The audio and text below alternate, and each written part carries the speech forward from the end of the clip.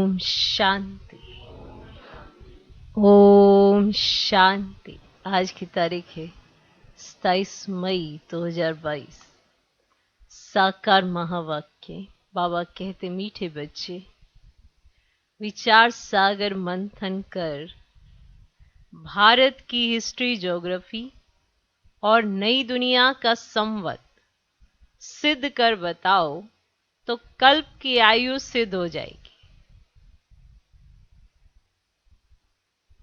बाबा कहते, मीठे बच्चे, विचार सागर मंथन कर भारत की हिस्ट्री, ज्योग्राफी और नई दुनिया का संवत सिद्ध कर बताओ तो कल्प की आयु सिद्ध हो जाएगी।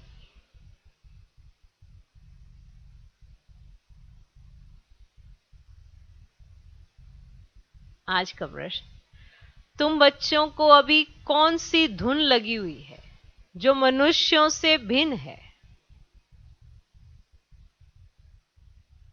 उत्तर, तुम्हें धुन है कि विश्व का बेड़ा जो डूबा हुआ है उसे हम सैल्वेज करें।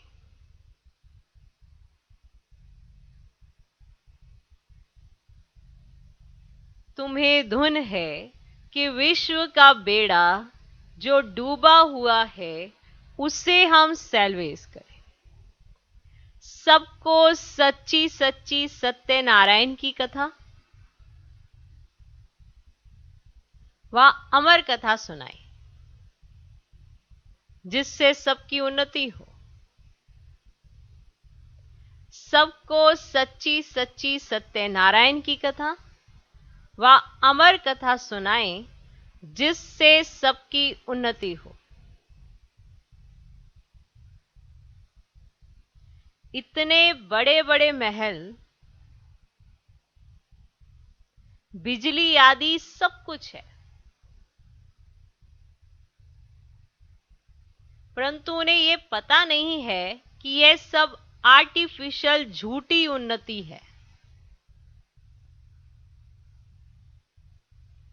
इतने बड़े बड़े महल, बिजली आदि सब कुछ है, परंतु उन्हें यह पता नहीं है कि यह सब आर्टिफिशियल झूठी उन्नति है। सच्ची उन्नति तो सतयुग में थी, जो अब बाप आकर करते हैं।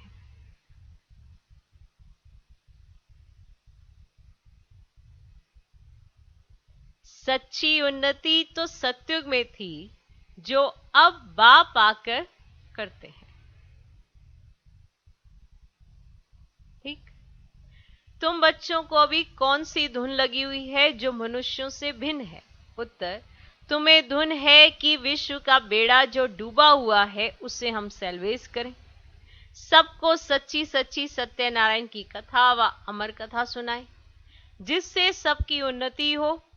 इतने बड़े बड़े महल, बिजली आदि सब कुछ है, परंतु उन्हें यह पता नहीं है कि यह सब आर्टिफिशियल झूठी उन्नति है। सच्ची उन्नति तो सतयुग में थी, जो अब बाप आकर करते हैं। ठीक। आज का गीत है, आखिर वे दिन आया आज। ओम शांति। गरीब निवाज आया तो सही, परंतु कोई सही तिथि तारीख नहीं लिखते हैं। कोई डेट, संवत तो होना चाहिए ना। जैसे बताते हैं कि आज फलानी तारीख, फलाना मास, फलाना संवत है। गरीब निवाज कब आया ये लिखा नहीं है। जैसे लक्ष्मी नारायण सतयुग आदि में थे तो उनका भी संवत होना चाहिए। इनका फलाने संवत में राज्य था। लक्ष्मी नारायण का भी संवत है और भी सबके अपने अपने संवत है। गुरु नानक का भी लिखा होगा कि फलाने संवत में जन्म लिया।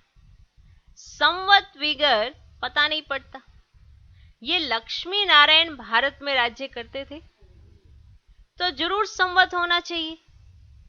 इनका संवत माना स्वर्ग का संवत, जब लक्ष्मी नारायण का संवत है माना स्वर्ग का संवत। लक्ष्मी नारायण ने सतयुग में राज्य किया किस संवत से किस संवत तक कहे तो भी 5000 वर्ष ही कहेंगे। गीता जयंती का थोड़ा फर्क करना पड़ता है। शिव जयंती और गीता जयंती में फर्क नहीं है, कृष्ण जयंती का फर्क पड़ेगा, है ना, क्योंकि जब शिव जयंती है तभी गीता जयंती है, बाकी कृष्ण जयंती का फर्क पड़ेगा। ठीक, लक्ष्मी नारायण का वही संवत लिखना होगा। अब यह विचार सागर करना होता है, विचार सागर मंथन करना होता है। पब्लिक को ये कैसे बताएं? लक्ष्मी नारायण का क्यों नहीं संवत दिखाते हैं? विक्रम संवत दिखाते हैं, बाकी विक्रमाजीत संवत कहां? अभी तुम बच्चों को अच्छी तरह मालूम है, भारत की हिस्ट्री ज्योग्राफी नई दुनिया का संवत भी दिखाना चाहिए। नई दुनिया में राज्य था आदि सनातन देवी देवताओं का, तो उनका संवत भी कहेंगे। हिसाब करेंगे तो उनको 5000 वर्ष हुआ। ये सिद्ध कर बताने से कल्प की आयु सिद्ध हो जाएगी, और लाखों वर्ष जो लिखा है ना, लाखों वर्ष, वह झूठ हो जाएगा। ये बातें बाप आकर समझाते हैं। जो मनुष्य सृष्टि का बीज रूप है, सृष्टि के आदि मध्य अंत को जानने वाला है, लक्ष्मी नारायण की डिनाइस्टी को 5000 वर्ष हुआ, ठीक, और 3750 वर्ष हुआ राम सीता को। फिर आगे उनकी डिनाइस्टी चली, फिर विक्रम संवत शुरू होता है। विक्रम राजा का जो संवत है वह भी राइट नहीं है,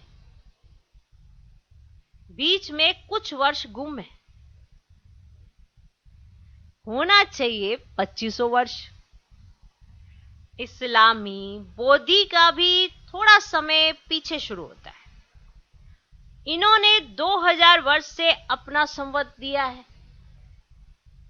2000 वर्ष से अपना संवत दिया है।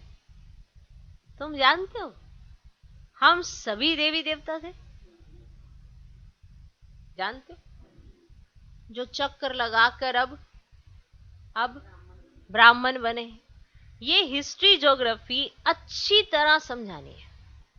ब्राह्मण से फिर देवता बनते। हिस्ट्री ज्योग्राफी समझते हो तो संवत भी समझाना पड़े। अब सीढ़ी के चित्र में संवत लिखा हुआ है, भारत का संवत ही गुम हो गया है। जो पूज्य थे उनका संवत ही गुम कर दिया है।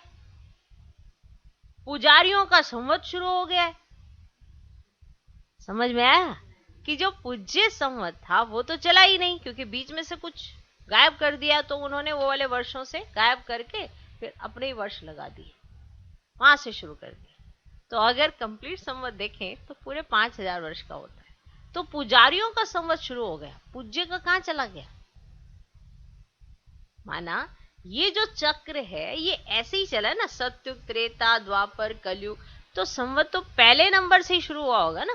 अब पहले से शुरू हुआ होगा माना जब से शुरू किया, तो उसके बाद चलते चलते फिर आया होगा ना द्वापर, तो वो फिर द्वापर से अलग से शुरू कर दिया, वो अलग से गा दिया, सब कुछ अलग अलग हो गया, तो पता नहीं चला संवत है कहाँ ना। वो कैलकुलेशन, वो सन जो ओरिजिनल गिने जा सकते हैं वो नहीं है।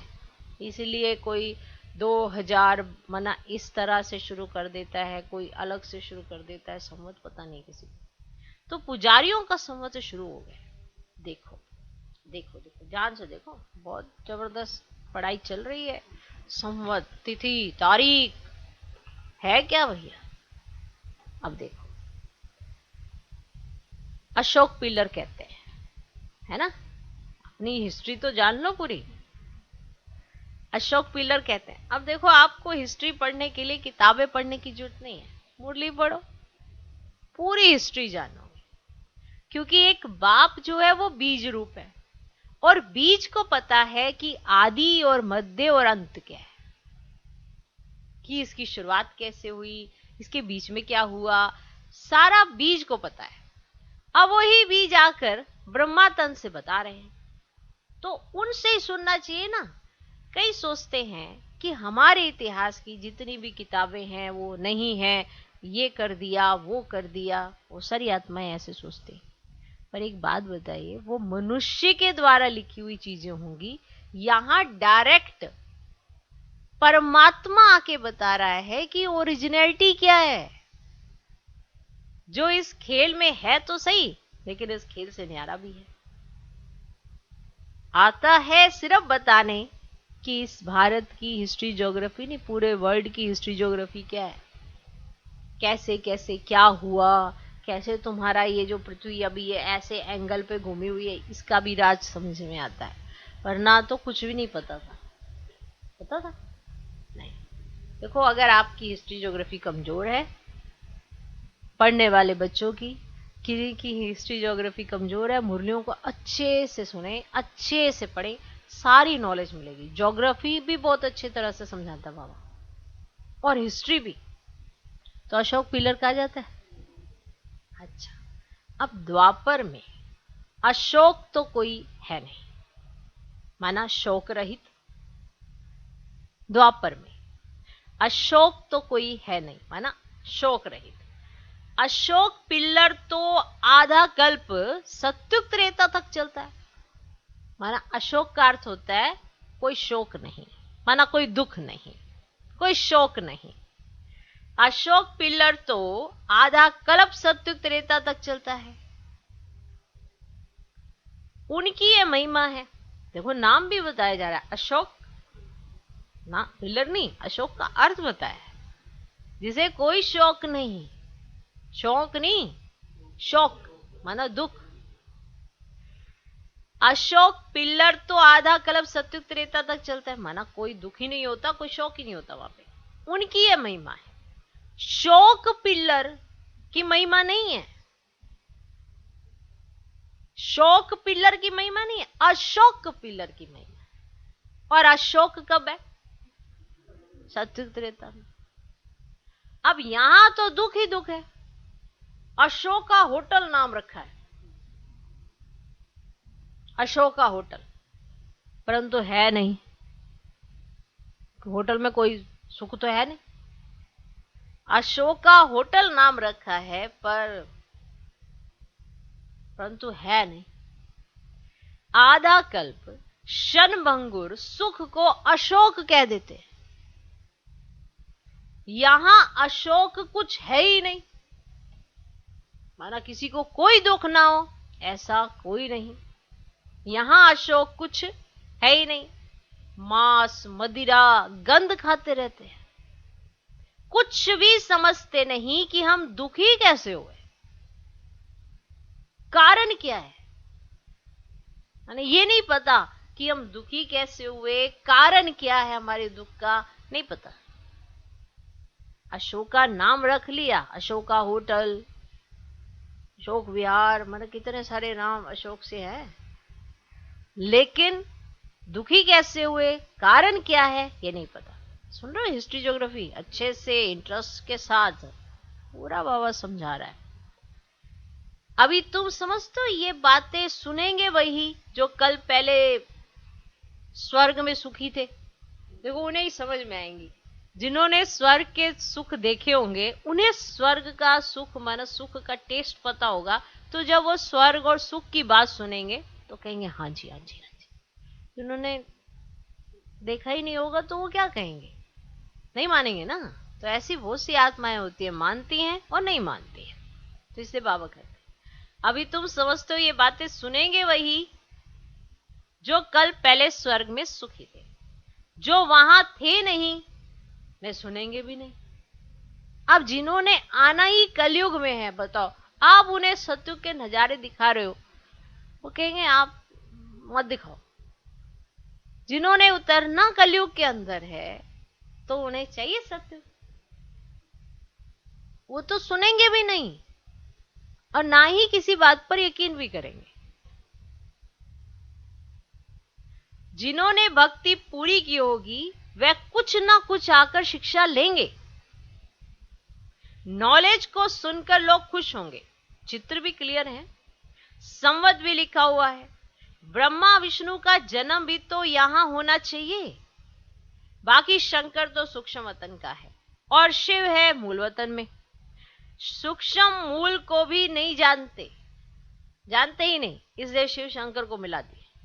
शिव शंकर, शिव है परम पिता परमात्मा और शंकर है देवता, दोनों को मिला ना सके। अभी तुम बच्चों को कितनी समझ मिली है, मिली है, मिली है। कितना नशा चढ़ता है, रात दिन यही तात लगी रहे कि लोगों को कैसे समझावे। बेस समझ को ही समझाया जाता है। तुम समझते हो कि भारत पहले क्या था, फिर डाउनफॉल कैसे हुआ है। दुनिया तो समझती हमने बहुत उन्नति की है। देखो कितनी वंडरफुल बात है कि हम स्वर्ग में थे, अभी हम नीचे आए और दुनिया समझ रही है कि साइंस के आधार पर हमने बहुत उन्नति कर ली है। साइंस की रिफाइनेंस देखी कहाँ है? वो तो सत्युग पे देखेगी। जो रिफाइंड साइंस है वो सत्युग में है। यहां क्या है? यहां साइंस है पर उससे तकलीफ भी बहुत ज्यादा है। वहां साइंस है प्योर एकदम, वहां कोई तकलीफ नहीं है। तो दुनिया क्या समझती है? अभी हमने बड़ी क्या कर ली? उन्नति कर ली है। दुनिया तो समझती है हमने बड़ी उन्नति कर ली। आगे तो इतने बड़े महल बिजली आदि कुछ नहीं था, अभी तो बहुत उन्नति में जा रहा है, क्योंकि उन्होंने को तो यही नहीं पता ना कि ये आर्टिफिशियल झूठी, सब आर्टिफिशियल, सब झूठा है। सच्ची उन्नति तो सत्युग में थी, यह समझाना है। वे अपनी धुन में है, तुम्हारी धुन अपनी ही है।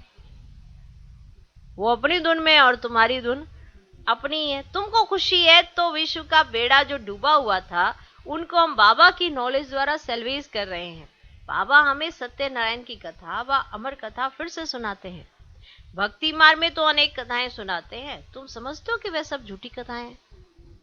समझ आ गए? झूठी कथाएं जिससे कोई फायदा नहीं। ये शास्त्र आदि पढ़ते आए हैं, फिर भी सृष्टि तो तमो प्रधान होती ही जाती है। सीढ़ी उतरते आए, फायदा क्या हुआ? सिख लोगों का भी मेला लगता है, लगता है? सिख लोगों का भी मेला लगता है। वहां तालाब में स्नान करते हैं। वहां गंगा जमुना आदि को नहीं मानते हैं। वह गंगा जमुना आदि को नहीं मानते हैं। कुंभ के मेले पर सिख लोग नहीं जाते हैं, वे अपने तालाब पर जाते होंगे। उनका फिर खास प्रोग्राम होता है। कभी उनको साफ करने भी जाते हैं तालाब को। सत्युग में तो ये बातें होती ही नहीं। सुन रहे हो हिस्ट्री और ज्योग्राफी? सत्युग में तो नदियां आदि बिल्कुल साफ हो जाएंगी। लो ज्योग्राफी, ओके। सत्युग में तो नदियां आदि बिल्कुल साफ हो जाएंगी। वहां कभी गंगा जमुना में गंद कीचड़ा नहीं पड़ता। ऐसा नहीं है वहां गंगा जमुना नहीं है, हैं, सब ऐसी ही हैं, पर गंदी नहीं है। गंदी क्यों नहीं है? क्योंकि उसमें कीचड़ा डालते ही नहीं है। वहां के गंगा जल और यहां के गंगा जल में रात दिन का फर्क है। वहां उस सत्युग के गंगा जल में और यहां के गंगा जल में रात दिन का फर्क। यहां तो कीचड़ा डाल देते हैं, एक तरफ तो गंगा मैया कहते हैं, ऊपर से फिर उसमें कीचड़ा डाल देते हैं। तो दूषित तो खुद ही करते हैं, सोचते हैं ये सबको स्वच्छ करेंगे। अरे गंद डालने के लिए थोड़ा है, स्वच्छ करो ना। उसके लिए तो अलग चीजें बनी हुई है ना। गंद कहाँ डस्टबिन में डालना चाहिए, लेकिन सब वहीं डाल देते, तो मैली कर दिए। लेकिन जो सत्युग में गंगा जमुना होगी वो तो इतनी शुद्ध होगी ना, ट्रांसपेरेंट, सब कुछ ट्रांसपेरेंट होगा। इतनी जब क्लियर होती है ना तो इतना एकदम क्लियर सब दिखाई देता है। आप हम सब ना यहाँ इमेजिन भी नहीं कर सकते। तो वहां के गंगा जल और यहाँ के गंगा जल में रात दिन का फर्क है। यहाँ तो बहुत कीचड़ा पड़ता है, वहां तो हर एक चीज फर्स्ट क्लास होती है। कैसी होती है? फर्स्ट क्लास होती है। तुम बच्चों को अब बहुत खुशी है कि हमारी राजधानी ऐसी होगी। हम फिर से 5000 वर्ष के बाद श्रीमत पर स्वर्ग की स्थापना कर रहे हैं। नाम ही है क्या? स्वर्ग, बैकुंठ, जिसमें लक्ष्मी नारायण राज्य था। याद आ रहा है? दिख रहा है कुछ? शांति धाम अथवा निर्वाण धाम एक ही है। तुम जानते हो कि हम शांति धाम में कैसे रहते हैं? कैसे रहते हैं? कैसे रहते हो वहां पे? माना ऐसे कोई कुटिया उटिया पड़ी हुई आपकी? क्या बना? कैसे रहते हो? लटके रहते हो? है क्या? ऐसे करके लटकते हो? लटके रहते हैं। तुम जानते हो कि हम शांति धाम में कैसे रहते हैं? ऊपर में है शिव बाबा, फिर ब्रह्मा विष्णु शंकर, फिर देवताओं की माला, फिर क्षत्रिय, वैश्य, शूद्र। कहाँ गया हमारा निराकारी झाड़? निराकारी झाड़ से आत्माएं नंबरवार आती रहती है। जो सत्युग में आने वाले नहीं हैं, वे पढ़ने के लिए कभी आएंगे ही नहीं। जो सत्युग में आने वाले नहीं है ना, वे पढ़ने के लिए कभी आएंगे नहीं। हिंदू धर्म ही जैसे अलग हो पड़ा है। किसको पता नहीं कि आदि सनातन देवी देवता धर्म था। वह धर्म कैसे और कब स्थापन हुआ, किसको पता ही नहीं है। तुमको यह नॉलेज अब दी गई है कि दूसरों को भी समझाओ। चित्र तो बहुत सहज है, कोई को भी समझा सकते हो कि इन्होंने ये राज्य कब और कैसे लिया और कितना समय तक राज्य किया। राम सीता का भी होना चाहिए कि फलाने संवत से फलाने संवत तक इन्होंने राज्य किया। पीछे फिर पतित राजाएं शुरू हो जाते हैं। यह है देवताएं मुख्य जिनकी पूजा होती है। वास्तव में महिमा सारी एक पूज्य की होनी चाहिए। भक्ति मार्ग में तो सबको पूजते रहते हैं, अपने अपने समय पर हर एक की महिमा होती है। अब मंदिरों में जाकर पूजा आदि करते हैं, परंतु उनको जानते बिल्कुल ही नहीं। अभी तुम समझाते हो तो सुनकर खुश होते हैं, तब तो सेंटर्स खोलते हैं, है ना? तुम समझाते हो फिर वो खुश होते हैं, तभी तो सेंटर्स खोले जाते हैं। तो समझते हैं कि इस नॉलेज से हम सो देवता बनेंगे। तो बाप ने गरीबों को आकर साहूकार बनाया है। बाप आकर बच्चों को समझाते हैं, बच्चे फिर औरों को समझाकर उन्हों का भाग्य खोले। अब वर्ल्ड की हिस्ट्री ज्योग्राफी अभी तुम बाप द्वारा सुनते हो, वे समझने से तुम सब कुछ जान जाते हो। वर्ल्ड की हिस्ट्री ज्योग्राफी तो जरूर वर्ल्ड का रचयिता बीज रूप से ही सुनेंगे, वही नॉलेजफुल है। वह है निराकार शिव। देहधारी को भगवान रचयिता कह ही नहीं सकते। अब निराकारी सभी आत्माओं का पिता है। अब वह बैठ आत्माओं को समझाते हैं, मैं परम धाम में रहने वाला हूं। अभी मैं इस शरीर में आया हूं, मैं भी आत्मा हूं, मैं बीज रूप। नॉलेजफुल होने के कारण ना तुम बच्चों को समझाता हूं।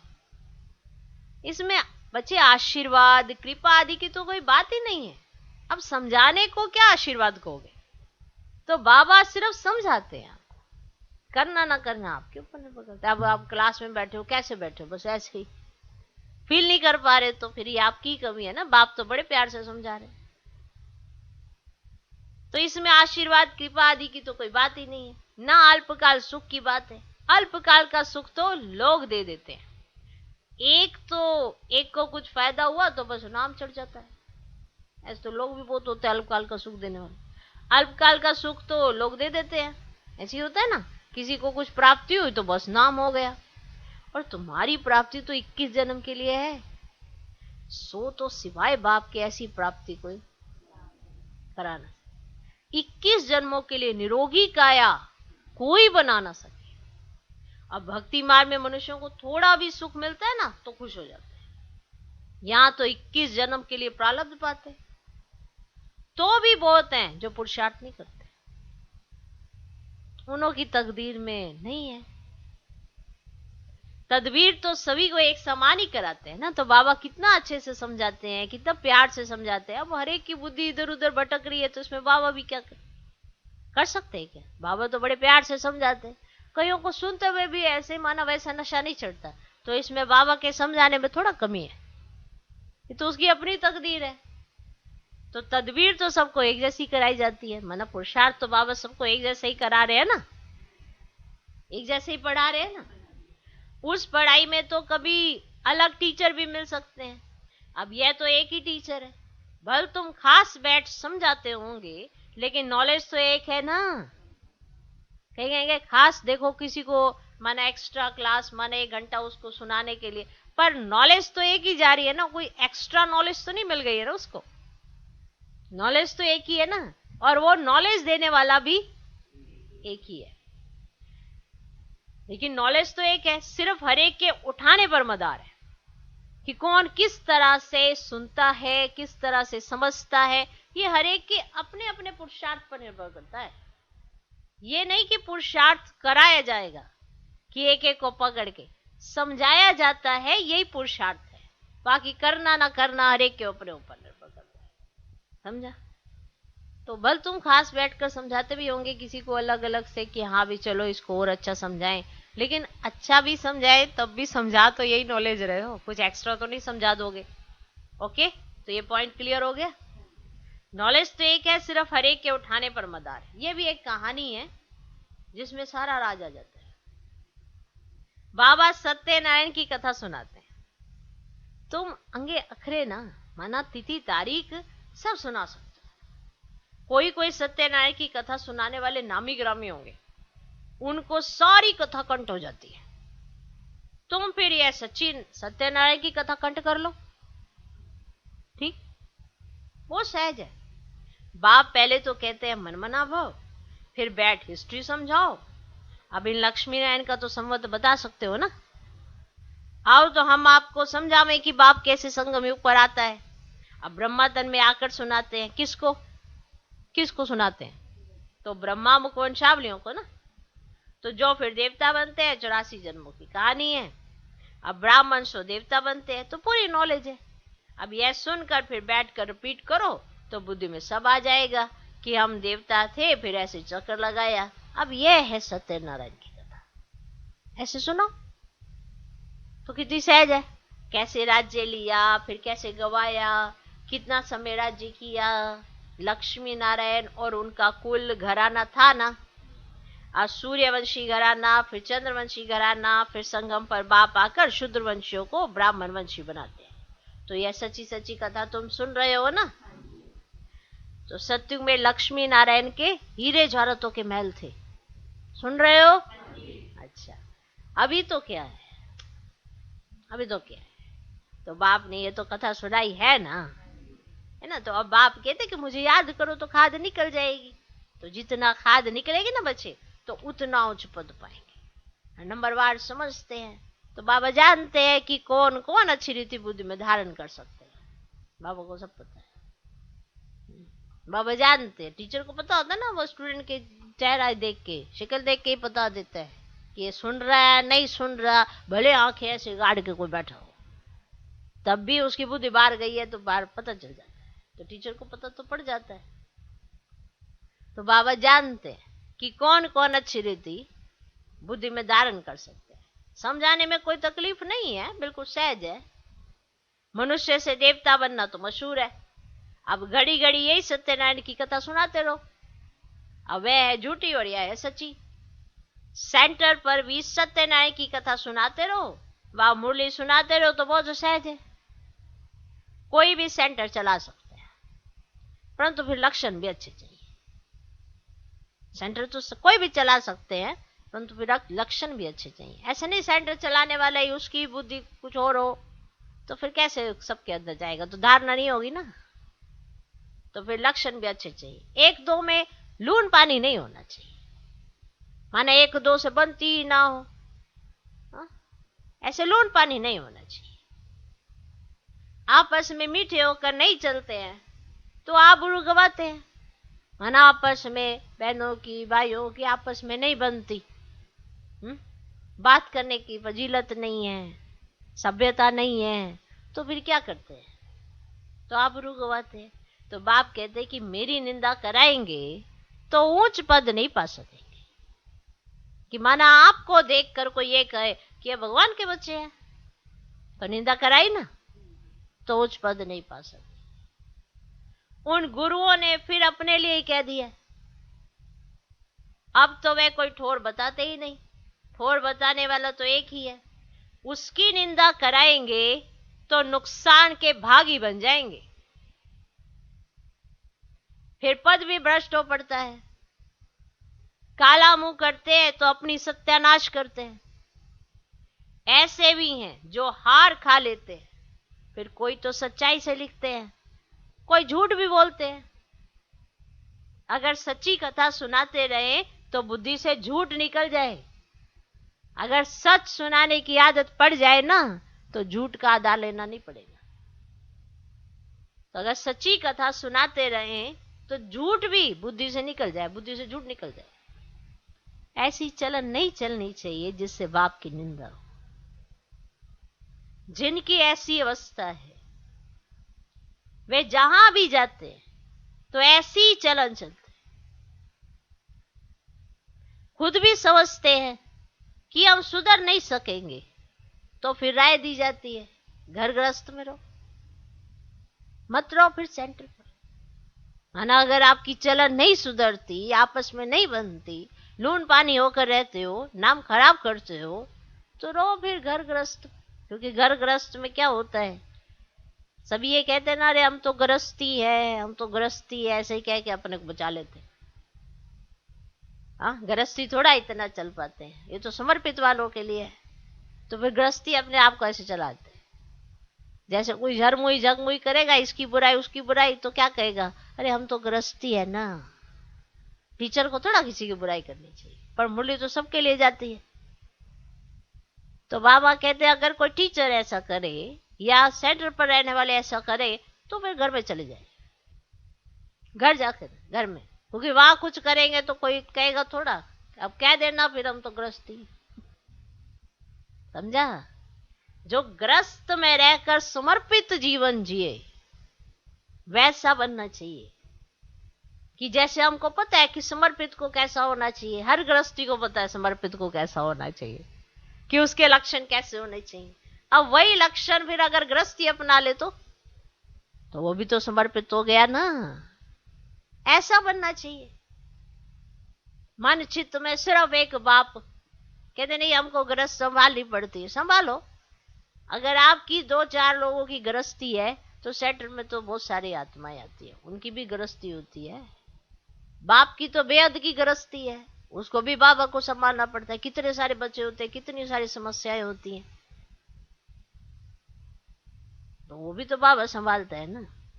तो बाबा कहते हैं अगर जो खुद नहीं सुधर सकते हैं, नाम बदनाम करते हैं, तो फिर उन्हें राय दी जाती है क्या, घर गृहस्थ में जब धारणा हो जाए तब फिर सर्विस करना। आप बोलते जाती हैं ये नहीं करो वो नहीं करो, दूसरों को तो हम सुनाते बड़ा अच्छा है, लेकिन जब अपनी बात आती है, अपना चैप्टर देखना पड़ता है, तो हमारे अंदर होता नहीं है। तो प्रभाव ही क्या पड़ेगा?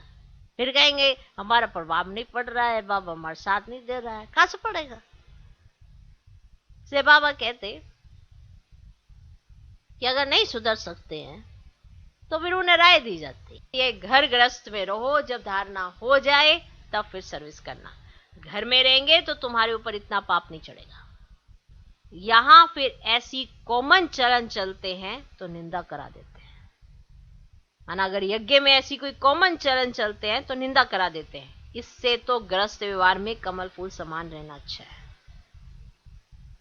अब समझ में आया कि सेंटर पर रहना, मधुबन घर में रहना, कि आपको लगता है कि कितना आसान है ना इनके लिए, लेकिन अगर प्रारब्ध जास्ती है तो फिर रिटर्न भी दो ना।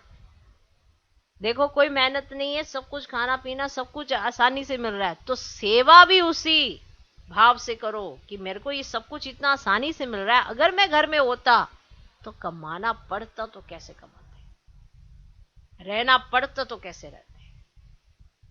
लेकिन अगर ये आत्मा वो फील ही ना करे और इस चीज का माना रिगार्ड ही ना रखे, तो फिर उसके ऊपर बोझा जरूर चढ़ता है।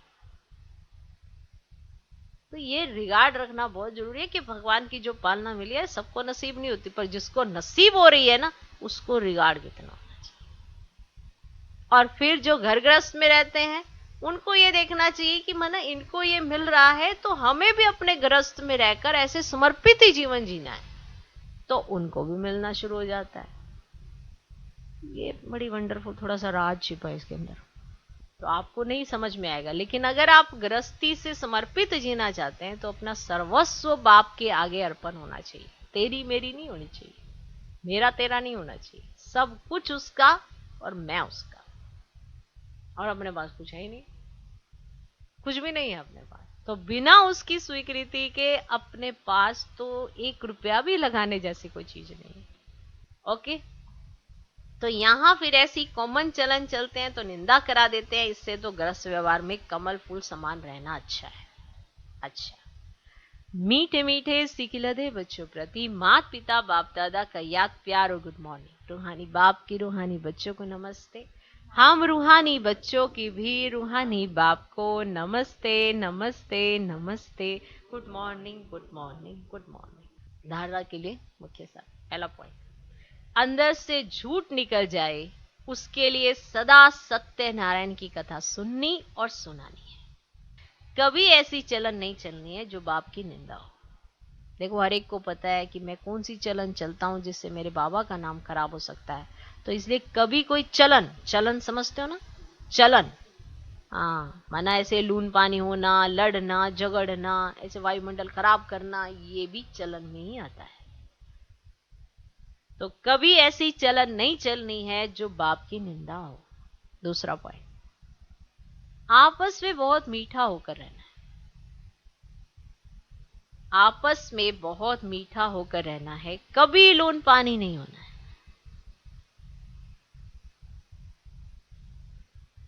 आपस में बहुत मीठा होकर रहना है, कभी लोन पानी नहीं होना है।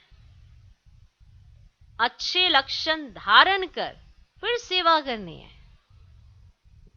देखो, अगर आपकी धारणा होगी आप जो भी कहेंगे तो दूसरे स्वीकार करेंगे। अगर आपकी धारणा में कमजोरी है तो एक तो आपको बोलना नहीं आएगा और दूसरे स्वीकार भी नहीं करेंगे। तो लक्षण बहुत इंपॉर्टेंस रखते हैं, है ना। दिखाई देना चाहिए ना आप कह क्या रहे हैं। अगर आप में ही नहीं दिख रहा तो फिर आप कैसे कह रहे हैं। अच्छे लक्षण धारण कर फिर सेवा करनी। आज का वरदान,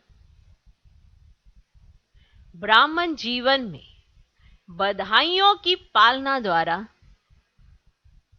सदा वृद्धि को प्राप्त करने वाले पद्मा पदम भाग्यवान भव। ब्राह्मण जीवन में बधाइयों की पालना द्वारा सदा वृद्धि को प्राप्त करने वाले पद्मा पदम भाग्यवान भव। संगम युग पर विशेष खुशियों भरी बधाइयों से ही सर्व ब्राह्मण वृद्धि को प्राप्त कर रहे हैं। ब्राह्मण जीवन की पालना का आधार, अभी पीछे भी अव्यक्त मुरली आई थी, ये उसी पे पॉइंट क्लियर है। ब्राह्मण जीवन की पालना का आधार बधाइयां हैं। बाप के स्वरूप में हर समय बधाइयां हैं। शिक्षक के स्वरूप में हर समय, याद होगा, शाबाश शाबाश का बोल पास विद ऑनर बना रहा है। सदगुरु के रूप में हर श्रेष्ठ कर्म की दुआएं सहज और मौज वाली जीवन अनुभव करा रही है। इसलिए पद्मा पदम, इसलिए पद्मा पदम भाग्यवान हो जो भाग्य विधाता भगवान के बच्चे संपूर्ण भाग्य के अधिकारी बन गए। आज का श्लोक, सच्ची सेवा द्वारा सर्व की आशीर्वाद प्राप्त करने वाले ही तकदीरवान हैं।